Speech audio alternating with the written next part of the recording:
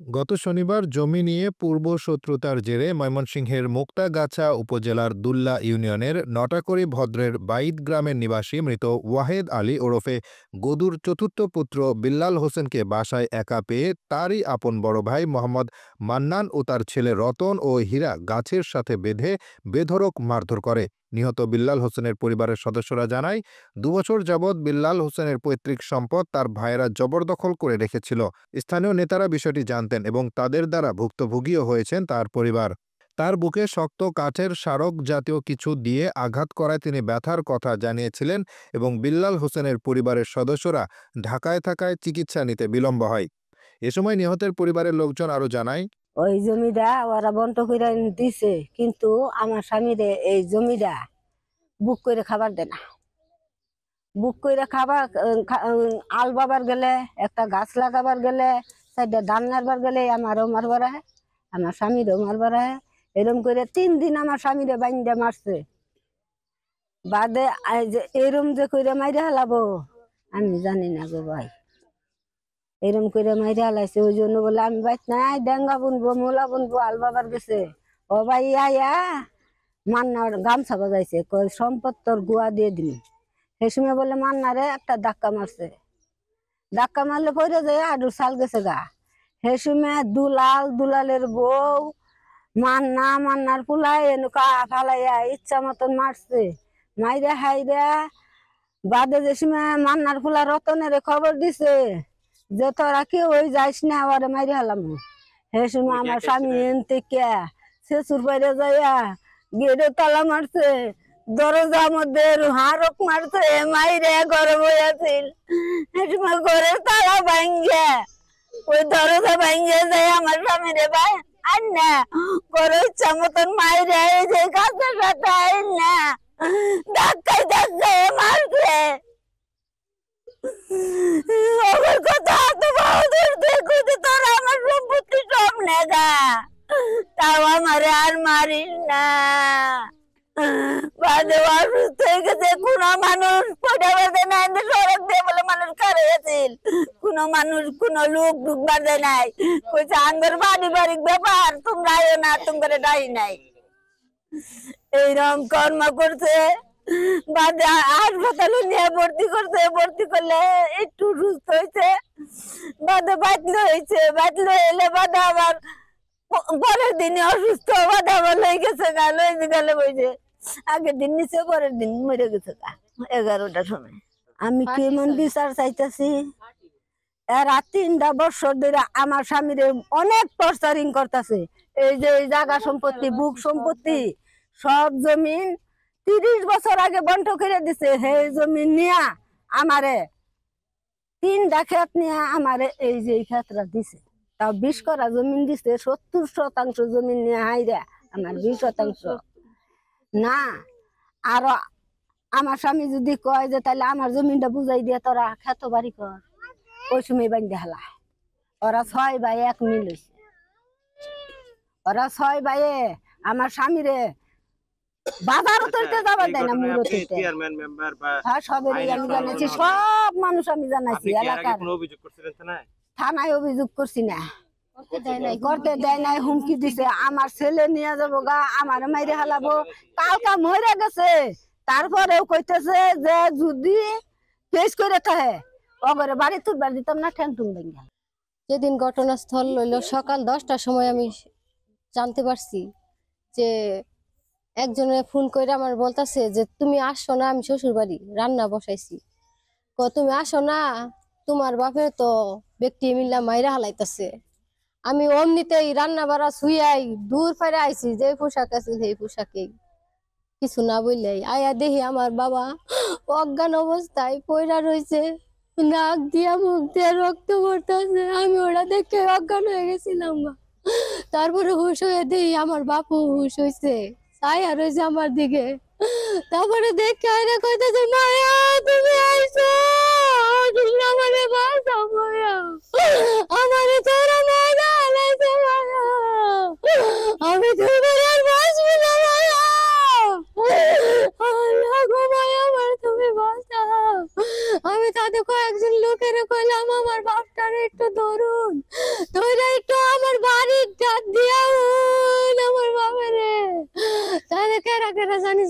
আমার খেল নাই আন্যায় বাড়ি গান্না দিল আমি পাটি পিছাইয়া শুয়াই দিলাম বেতায় কাতরাইতাছে আর কইতাছে মায়া জানো আমার এমন মার দিছে মায়া মার দিছে গো মায়া মার দিছে আমি তাদের জিজ্ঞাসা করলাম কেরা কেরা তোমার আব্বু মারছে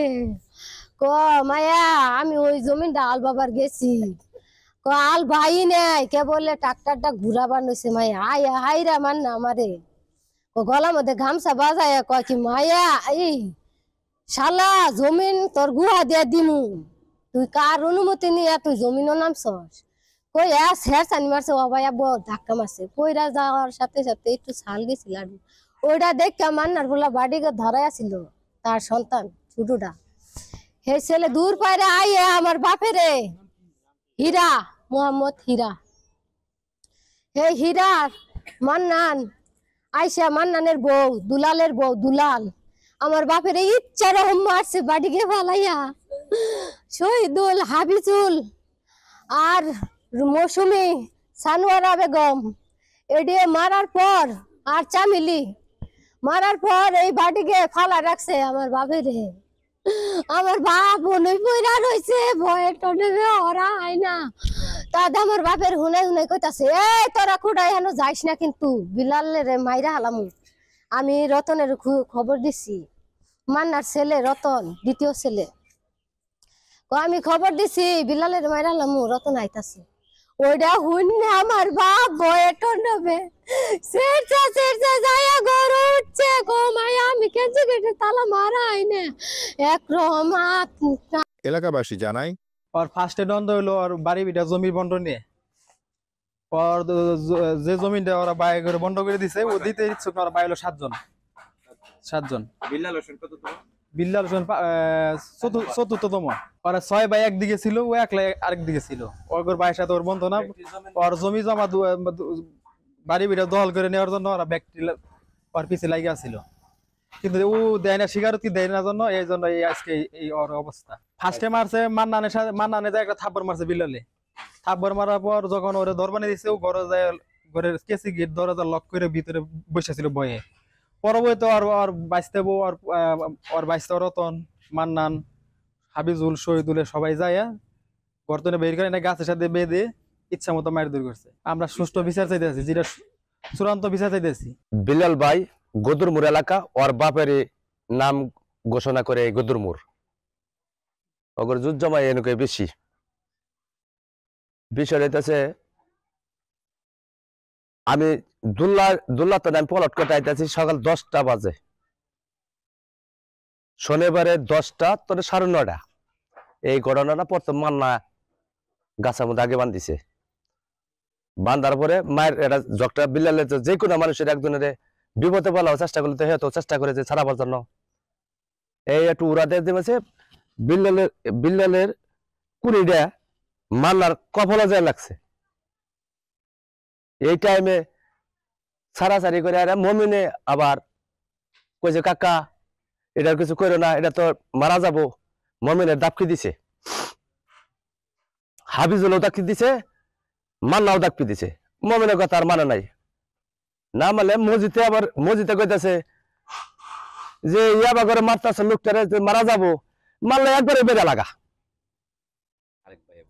আরেক ভাই বলতে যে টান লাগছে ভাই তো এই ভাইটা হইতেছে 3 নম্বরের পরে 4 নম্বর মারার পরে ওরে গেল গা যায় কইতাছে মান্না কইতাছে ছাইরা দেওয়ার পর ফসকা দেওয়ার পরে বিলালা আবার এই বিলালে পুরি পানি চাইছে কেউ পানিটা দেয় না আর ওগরনো ফিরে আবার গেলে আর ওরাই ওগর মানুষই আর মুখ করে কুঙ্গর কি এনে তোমরা কি এনে গাইছ আঙ্গুর বিষয়টা আমরা বুঝবো এই করে মানুষের গালাগাজি করে ওগর বুকের ভাষা গোনা বলা না বিল্লাল হোসেন দুল্লা ইউনিয়নের 8 নম্বর ওয়ার্ডের সাবেক যুব দলের সেক্রেটারি ছিলেন শুক্রবার সকাল 11টায় তিনি মারা যান মুক্তাগাছা থানার অফিসার ইনচার্জ মোহাম্মদ কামাল হোসেনের নেতৃত্বে এই ঘটনায় মাত্র আধা ঘন্টায় 4 জন মূল আসামিকে গ্রেফতার করেছে থানা পুলিশ গ্রেফতারকৃতরা হলেন মোহাম্মদ আব্দুল মান্নান পিতা মৃত ওয়াহিদ আলী ওরফে গদু মোহাম্মদ হীরা হোসেন পিতা আব্দুল মান্নান মোসাম্মদ মোর্শেদা আক্তার স্বামী মোহাম্মদ দুলালউদ্দিন মোসাম্মদ মৌসুমী বেগম স্বামী মোহাম্মদ রতন মিয়া সুলাইমান সর্বগ্রাম নটাকুড়ি ভদ্রের বাইদ থানা মুক্তাগাছা জেলা ময়মনসিংহ এ ঘটনায় মুক্তাগাছা থানার অফিসার ইনচার্জ কামাল হোসেন ঘটনাস্থল পরিদর্শন করেন এবং নিহতের পরিবারের লোকজনকে আসামিদের সর্বোচ্চ শাস্তির আওতায় আনার আশ্বাস প্রদান করেন এবং নিহতের আত্মার মাগফিরাত কামনা করেন। গ্রেফতারকৃত আসামিদেরকে ইতিমধ্যে ময়মনসিংহ সিজেএম কোর্টে প্রেরণ করা হয়েছে বলে জানান তিনি।